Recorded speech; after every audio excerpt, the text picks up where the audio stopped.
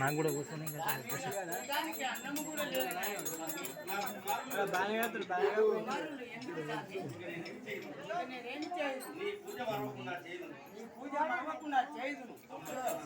అమ్మా చెన్నమ్మ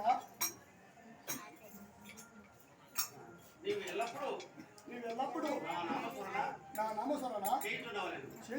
నీకు బాగా జన్మించగలడు నీవు పూజలు మాత్రం తప్పకుండా చేతులు నీవు పూజలు మాత్రం తప్పకుండా చేయించవలను సరే స్వామి అలాగనే చేస్తుండే జై కనకేశ్వర స్వామి జై బంటులు